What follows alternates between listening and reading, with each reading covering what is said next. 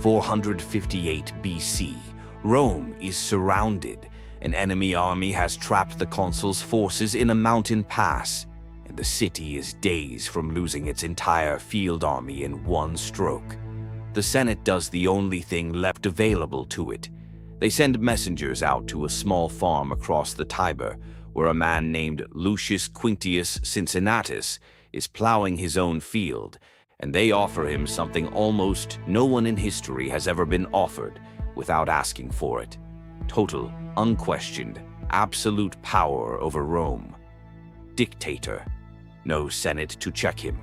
No consul to share the decision with. For 6 months, his word is simply law. He wipes the dirt off his hands, puts on his toga, and walks into the city. Rome hands a private citizen more concentrated authority than the entire government normally allows any one person to hold, and they do it because the alternative, a divided command arguing over strategy while the army starves in a mountain pass, is worse than the risk of one man having too much power for a while. This is, by design, meant to be temporary and dangerous.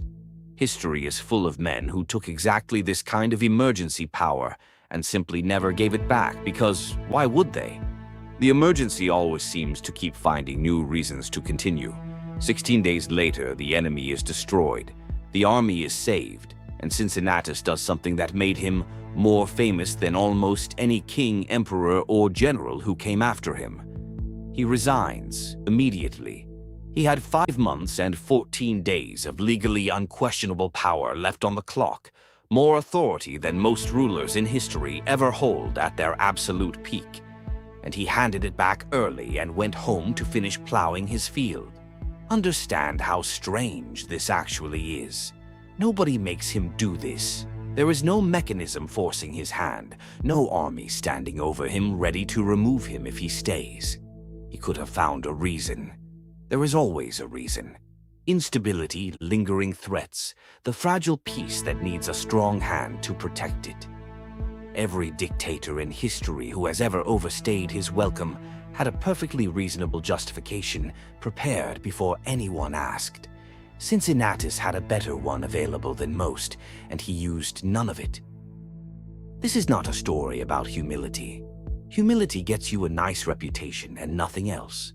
This is a story about the single most counterintuitive move in the entire architecture of power, one that almost everyone alive today is doing the exact opposite of without realizing it. You have been told, probably by someone with a job title and a LinkedIn profile, that the way to win at anything is to become indispensable.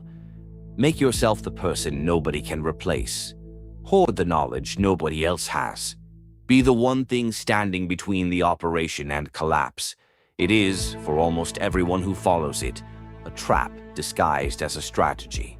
And by the end of this, you will understand exactly why the people who release their grip on being needed are the ones who end up more powerful than the people who never let go, and why Rome remembered a farmer who plowed his own field for longer than it remembered most of the men who wore its crown. The first release, the trap of being needed. Software engineers have a blunt term for a specific kind of danger. They call it the bus factor, the number of people who would need to get hit by a bus before a project collapses, because nobody else understands how it works. A bus factor of 1 is not a compliment. It is a 5-alarm structural failure sitting quietly inside an organization, and the person at the center of it is usually the last one to see it as a problem, because from the inside, being the bus factor feels like job security. It isn't. It's the opposite. Think through what actually happens to the one person who understands the entire system. They cannot take the promotion because there is no one to hand the current role to. They cannot take the vacation because 3 separate people will text them within the first 2 days.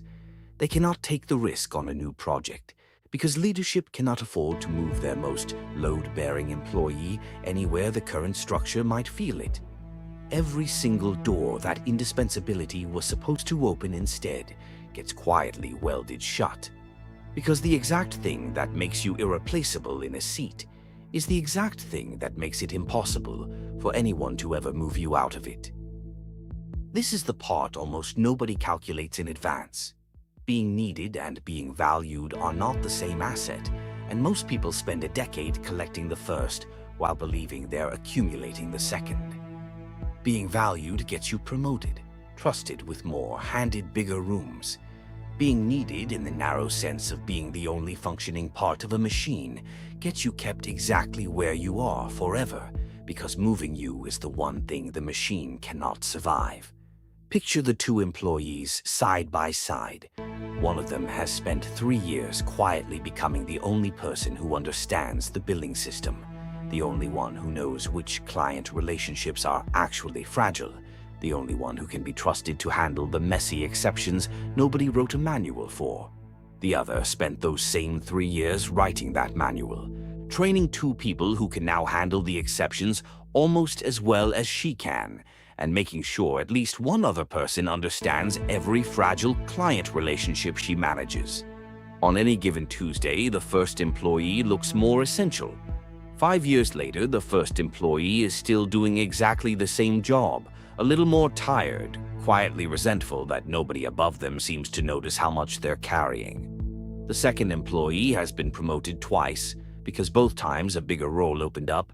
She was the obvious person who had already proven she could build something that didn't require her personal presence to survive. The second release, what Cincinnatus actually understood. Here is what almost everyone misses about the farm story. Cincinnatus wasn't just giving up power. He was refusing to become the single point of failure that Rome would have organized itself around if he'd stayed even 1 season longer. Every month he remained dictator, more of the ordinary machinery of the Republic, the elected consuls, the Senate's authority, the whole distributed structure that let power move between many hands, would have atrophied a little further, the way an unused muscle does. Rome would have adapted to a Cincinnatus-shaped government, and the moment it had, removing him safely would have become almost impossible, whether he wanted to leave or not. By walking away at day 16, he did the single hardest thing available to a man holding absolute power. He made the system stop depending on him while it still could. The Republic's ordinary structure snapped back into place because he gave it the chance to, before atrophy set in. Roughly 2,200 years later, George Washington studied this exact story and made the same calculation on purpose. Nothing in the new American Constitution required a president to leave office after 2 terms. Washington could almost certainly have stayed, and men around him quietly hoped he would. He didn't. He is on record citing Cincinnatus directly as his model, and when the war's veteran officers formed their own fraternal society afterward, they didn't name it after Washington. They named it the Society of the Cincinnati, after the farmer, because everyone in that room understood that the walking away was the actual achievement, not the winning. Every school child in that era knew the shape of this story, because it was the single clearest lesson available about what real power looks like when it's confident enough not to cling. Washington reportedly kept a bust of Cincinnatus in his own home, a daily reminder of the specific thing he was trying to become. When he finally did leave office, King George III of England is said to have remarked that if Washington actually walked away from power voluntarily, he would be the greatest man in the world. Washington did exactly that, twice, first with his military command after the war, and then with the presidency itself.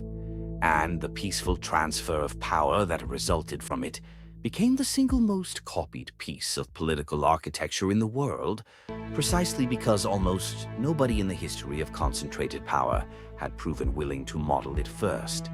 The third release: why builders get promoted and operators don't. Here is the mechanism underneath all of this, stripped of the history.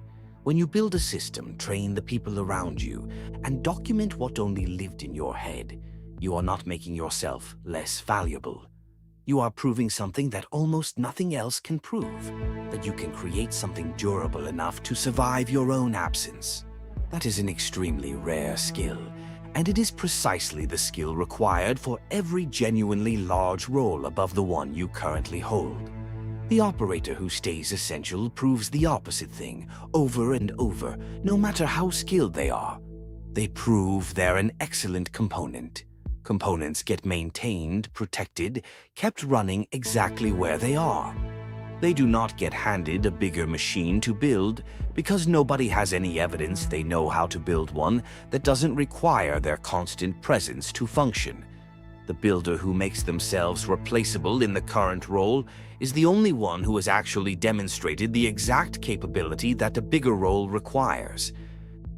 This is why the pattern repeats so reliably across completely unrelated fields.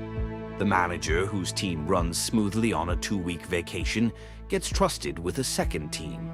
The manager whose team quietly falls apart the moment they're unreachable gets kept exactly where they are, because that absence just proved, empirically, why moving them anywhere is too dangerous to risk. There's a well-known piece of management theory that describes the endpoint of this trap precisely. It's called the Peter Principle. People tend to get promoted based on how well they perform their current role, right up until they land in a role they're not actually suited for, and then the promotions simply stop, because now they're failing upward into a dead end instead of succeeding into one. The quieter, less discussed cousin of that principle is the person who never even gets that far, the one who performs their current role so well, in such an irreplaceable way that leadership never risks moving them at all. They don't fail upward. They just don't move, year after year, while people with less obvious skill, but more obvious replaceability, get handed the next room. Quick interruption, because this next part gets into territory that's more useful with real specifics than a general audience video usually allows. If you want the deeper breakdown, including the harder edge cases, it lives in a separate space I keep for people who want it. Inexpensive, optional, one link in the description. Back to the machine. The fourth release. Why people cling anyway. If the math is this obvious, why does almost nobody act on it? Because the fear underneath indispensability isn't really about strategy. It's about a much older, much less rational calculation the brain runs by default. The pain of losing a thing you already have is felt far more sharply than the pleasure of gaining something equally valuable that you don't have yet. Economists call this loss aversion, and it explains almost perfectly why people cling to being needed even after they can see, intellectually, that it's costing them. Being needed feels like safety in hand right now. Becoming replaceable feels like handing that safety away in exchange for a promotion, a bigger role, a trust that hasn't been granted yet and might never arrive. The trade is almost always correct on paper and almost always terrifying to actually make, because one side of it is guaranteed and the other side requires believing that someone will notice what you built instead of just quietly absorbing it and forgetting your name was ever on it. There's a second, uglier fear hiding underneath the first one. If you train someone to do what you do, there is a real chance they turn out to be better at it than you are. Indispensability doesn't just protect your job, it protects your ego from ever having to find out. Staying the only one who can do the thing is, for a lot of people, less about the organization needing them and more about never having to compete with a version of the work done by someone else's hands. Notice how this plays out in ordinary conversation. Ask someone who spent a decade being the only one who can fix a particular problem, whether they've trained a backup, and watch the answer arrive wrapped in justification. Nobody else has the patience for it. The last person they tried to train just didn't get it. It's honestly easier to do it themselves. Some of that might even be true in isolated cases. Most of the time, it's loss aversion wearing the costume of a practical objection, because the actual sentence underneath all of it is simpler and harder to say out loud. If someone else can do this, I stop being the reason this place works. The fifth release, the part where this can genuinely go wrong. None of this means recklessly handing over everything you know to the first person who asks and hoping for the best. That isn't strategy either. It's just a different kind of carelessness, and it fails constantly. The people who release control badly usually make one of two mistakes. They document nothing and just vanish, leaving actual chaos behind and calling it delegation, or they hand real authority to someone who wasn't remotely ready for it and then act surprised when it collapses. Real release looks unglamorous. It looks like writing the process down even when it's tedious. It looks like training someone slowly, watching them fail on purpose on something low stakes before you ever hand them something that matters. It looks like staying available for questions during the transition instead of disappearing the moment you feel free. Cincinnatus didn't hand Rome to a stranger off the street. The consuls he returned power to were already the Republic's normal functioning structure. He wasn't creating a vacuum. He was stepping out of the way of a system that was already built to work without him. The sixth release, 3 rules before you try this. If you're ready to actually do this instead of just agreeing with it, 3 rules because doing it carelessly just looks like abandoning your post. Rule 1. Build the replacement before you announce the departure. Train the person, document the process, run it in parallel while you're still there to catch what breaks. The goal is to remove yourself from being load-bearing, not to remove yourself from the building. Rule 2. Let someone else get the credit for running it well. This is the part that actually separates the people who benefit from this from the people who just feel resentful for years afterward. If you train your replacement and then spend the next 6 months making sure everyone knows you are the real reason it works, you haven't released anything. You've just built a more elaborate way to stay needed. Rule 3. Do this on your own timeline, not under duress. Releasing control while you're burned out, quitting in anger, or being pushed out reads as abandonment, and it teaches everyone watching the wrong lesson about what you were trying to do. Cincinnatus walked away at the moment of maximum leverage, 16 days after saving the city, not the moment of maximum exhaustion. Timing is not a minor detail here, it's most of the message. So here's the question worth sitting with. Think about the thing at work or at home or in your own head that only functions because you are personally holding it together right now. Ask yourself honestly whether that's a source of power or whether it's actually the reason you haven't been trusted with something bigger yet. The farmer who walked back to his plow after 16 days of absolute power is remembered more clearly, more than 2,000 years later, than most of the men who held on to power for decades. Not because giving it up was noble, because giving it up while he still could was the only proof anyone would ever need that he'd been the right man to trust with it in the first place. Comment, plow below if you just realized what you've been quietly making yourself the bus factor for. Most people will go back tomorrow and keep making themselves harder to replace because it feels safer. Don't be most people. Build something that outlasts your grip on it. See you in the next one.